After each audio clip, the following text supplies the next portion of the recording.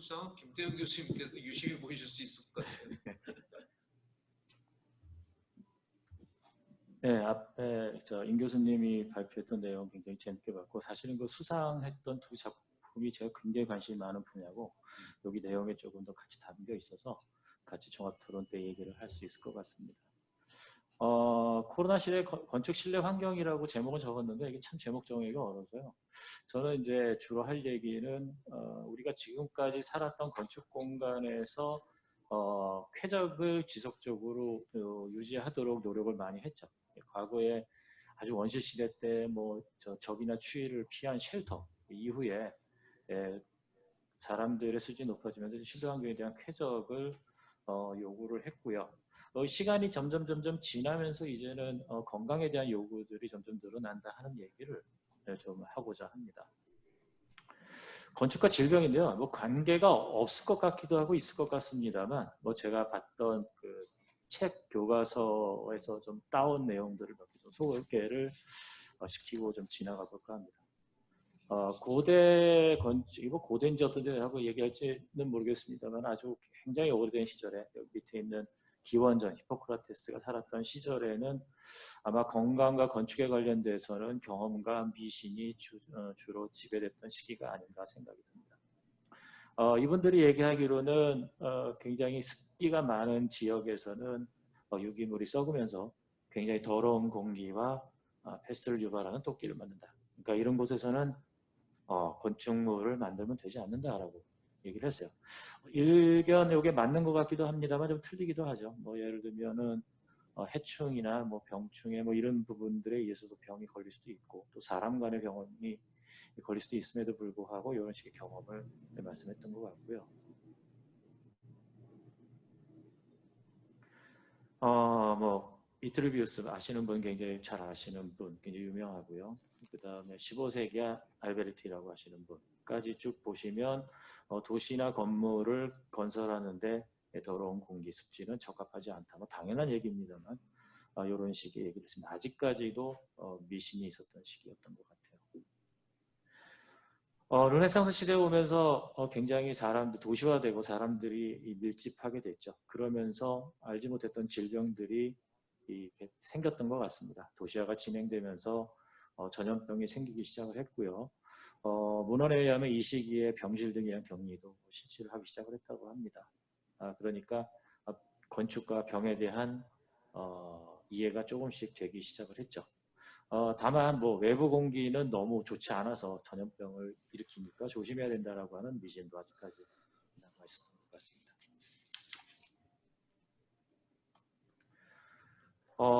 사실은 이제 공기나 뭐 여러 가지 병을 옮길 수 있는 여러 가지 요인들이 있겠습니다만 이제 주로 공기 쪽에 좀 더 주목을 해보면 1600년도에 와서야 드디어 이제 공기가 무엇인지를 알게 됐습니다.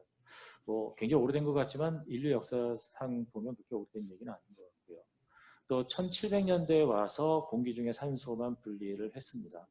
그 다음에 프리슬리라고 하는 분, 저희 교과서 중학교 고등학교 때 교과서에서 배웠던 분 같은데요. 사람의 호흡에 의해서 부패된 공기를 밀어내는 작용을 한다. 이산화탄소죠. 이것을 발견하기 시작을 합니다. 1780년도에는 이제 라부아지에라고 하는 분이 프랑스의 감옥을 좀 조사를 했어요. 감옥이라고 하는 건 인구 밀도가 높고 그다음에 굉장히 밀폐된 공간이죠. 이러한 공간에서 굉장히 강한 탄산가스, 이산화탄소 성분이 있다는 것을 발견을 했고 사람의 호흡에 의해서 발생되는 이산화탄소가 실질적으로 피해야 되는 물질이다. 사람의 호흡은 마시면 안 된다. 건강에 좋지 않다라고 하는 인식이 이때부터 확산된 것 같습니다. 공기 오염에 대한 이해가 됐다라고 생각할 수 있는 시기인 것 같아요. 그 다음에 이제 사람에 대한 오염인식, 공기에 대한 오염인식뿐만 아니라 이제 사람에 대한 오염인식도 좀 진행된 것 같습니다. 도시화가 진행되면서 습지에서 발생되는 미신과 같은 이런 생각에서 사람이 모임으로 해서 발생되는 건물의 오염으로 관심이 옮겨가기 시작을 했고 그 다음에 사람들의 호흡을 마시면 병에 걸린다고 생각을 했습니다. 왜냐하면 인구 밀도가 높은 사람의 수가 많은 집에서 발병률이 높다. 주로 이제 빈민들이죠. 우리나라 얘기는 아니고 이제 주로 유럽 쪽의 얘기입니다. 이러다 보니까 환기에 대한 중요성도 인식하기 시작했던 것 같아요. 1820년대, 1890년대에서 1800년도부터 환기가 중요하다는 인식이 시작되고 있습니다. 요즘에도 코로나 때문에 환기를 지속적으로 시켜야 된다는 얘기들이 굉장히 많이 나오고 있었는데 벌써 한 200년 전에 환기에 대한 중요성을 강조하기 시작을 했죠. 밑에 영국 분하고 미국 사람 두 분이 있습니다. 프레드 골드라고 하는 분하고 빌링스라고 하는 분이 한 사람도 환기를 얼마큼 많이 해야 되는가에 대한 기준을 정하기도 했어요. 환기에 대한 기술들이 굉장히 발달을 많이 했는데 2000년대 들어오면서 새로운 건물들이 등장을 합니다. 유리철, 플라스틱, 경량, 석조, 콘크리트와 같이 재료들이 좋아지면서 건물이 거대해지고 그다음 평면도 깊어지면서 인공 조명을 비롯한 건물 에너지가 급속하게 증가하기 시작을 했습니다. 그러다 보니까 에너지 위기가 도래를 했죠. 이때부터 건물 에너지 문제가 굉장히 심각하게 부각이 되면서 사람의 쾌적성이나 건강도 굉장히 중요한 부분 중에 하나지만 건물의 에너지에 모든 것이 포커스가 되어 있던 것 같습니다. 곰곰이 생각해 보시면 맞는 얘기 같아요. 요거는 굉장히 유명한 그림입니다. 이 가로축이 연도고요. 세로축이 1인당 환기량입니다. 이거는 미국의 애슐레이라고 하는 미국 공기조화 냉동공학회라고 하는 학회에서 과거 오랜 200년이네요. 잘못 썼네요, 제가. 200년 동안 환기 기준이 들쑥날쑥한 것을 알 수 있습니다. 이건 사실은 환기량과 에너지에 대한 서로 타협을 어떻게 할 것인가에 따라서 또 사람의 건강을 어느 수준까지 우리가 봐야 될 것인가 하는 부분에 따라서 들쑥날쑥하는 거죠. 사실은 어떤 게 정답인지는 모릅니다만 이 건강의 이슈들이 어떤 시절에는 별로 무시가 됐고 에너지 이슈가 굉장히 컸을 때는 아니면 요즘과 같이 팬데믹 시절에는 건강 이슈들이 굉장히 크게 이슈가 돼서 좀 부각이 되고 하는 변화들이 이제 그래프로 나타나 있는 것 같습니다. 자, 그러면 이제 최근의 상황으로 좀 보죠. 밑에 보시면 이제 기사를 제가 몇 개 가져왔는데요. 공기청정기 코로나19 바이러스 확산 주범도 될 수 있어. 많이들 들어보신 내용인 것 같습니다. 공기청정기나 에어컨과 같이 실내 환경을 지키기 위한 기존의 시스템들이 이 코로나 상황을 악화시킬 수 있는 요인으로 부각되기 시작을 했던 것 같습니다. 건강을 지키기 위해서 넣었던 시스템들이 다시 건강을 악화시키는 이런 모순이 발생하기도 하고요. 그 다음에 환기도 다시 한번 주목을 받고 있습니다. 2시간마다 한번 환기를 해주십시오 라고 하는 지침도 내려오기 시작을 했고 실질적으로 일선 학교나 공공건물에서는 아마 지키고 있는 것 같습니다. 코로나 시대의 코로나 확산 방지를 위해서 다시 한번 자연환기가 주목을 받고 있는 상황이고요. 경우에 따라서는 너무 더워서 또는 너무 추워서 냉난방기를 가동하면서 창을 여는 상황도 벌어지고 있는데 이름에 따라서 에너지 비용도 크게 증가될 것으로 예상이 되고 또 실내 쾌적도 훼손되는 문제가 발생을 합니다. 다만 모르는 건 아니겠죠. 에너지나 아니면 쾌적 이런 부분에 비해서 건강의 중요성이 훨씬 더 높아진 시대에 지금 우리가 살고 있는 것이라는 것은 사실인 것 같습니다. 이건 제가 그냥 개념적으로 그려본 그래프예요. 이거는 스케일이 없는 거고요. 그냥 요렇다. 지금 10년 단위로 한번 나눠봤는데요. 2000년대 이전에는 건물의 에너지를 절약하겠다고 많이들 노력했던 시대인 것 같습니다. 2000년대 지나고 2010년대까지는 여러분도 아시다시피 새집 증후군, 포르말데히드, VOC 같은 화학물질들, 그 다음에 에너지를 너무 많이 사용하니까 좀 에너지를 절약합시다라고 굉장히 많이 노력을 했던 것 같아요. 그러다 보니까 여기 파란 선처럼 건물의 비용이 좀 더 증가를 했던 건 사실입니다. 통상 건물 비용의 한 10% 정도가 친환경 요소를 넣으면서 들어갔다라고 하는 거죠. 2010년도 지나면서 미세먼지가 막 증가하기 시작을 했어요. 그러다 보니까 공기청정기는 당연히 써야 될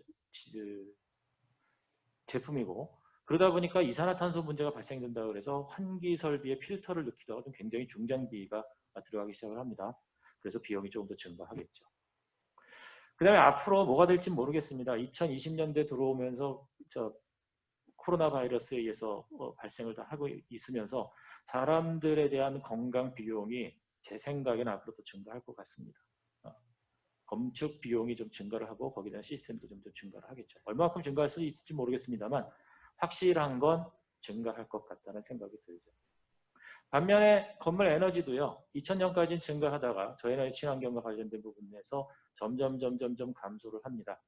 2000년도 지나면서 이제 앞으로 정부가 재래에너지를 보급을 하겠다고 좀 말씀을 하시고 계십니다. 예, 가능할 거라고는 생각이 듭니다만 저희는 건강을 지속적으로 유지하기 위한 건축 비용에 건물 에너지가 어떻게 작용할 것인가 뭐 늘어날 수도 있다는 생각을 좀 하고 있어요. 물론 내려갈 수도 있겠습니다. 그래서 앞으로 건축에서 들어가는 건축 비용은 제가 생각하기에 확실히 좀 증가할 것 같다. 그 다음에 창호에 대한 부분이죠. 가로축은 환기량이고요. 세로축은 에너지입니다.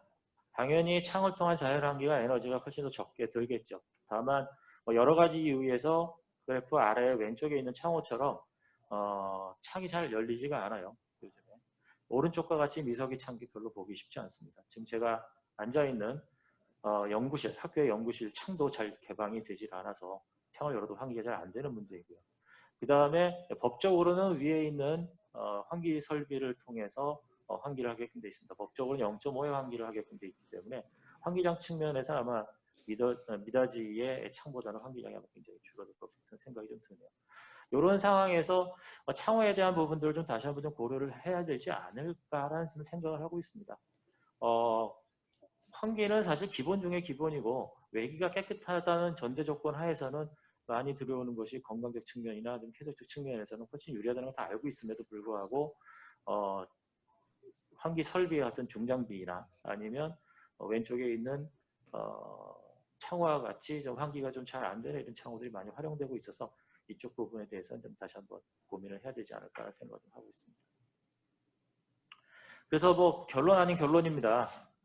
건물 에너지 건축 비용 증가, 그다음에 실내 환경이 이제 지금까지는 굉장히 중요한 요소였지만 앞으로는 건강 유지를 위한 비용과의 합리적 타협이 절대적으로 필요할 겁니다. 비용이 증가할 거고 이걸 우리가 어떻게 수용할 것인가에 대한 고민이 절대적으로 필요할 것 같습니다. 그 다음에 에너지 절약을 고려한 창호도 뭐 굉장히 중요한 부분 중에 하나입니다만 환기가 잘 되는 창호도 저도 적극적으로 좀 고려를 해야 되지 않을까라는 생각을 하고 있습니다. 건축 환경 쪽에 주로 연구를 했던 사람으로서 이 정도 말씀드리도록 하겠습니다. 감사합니다.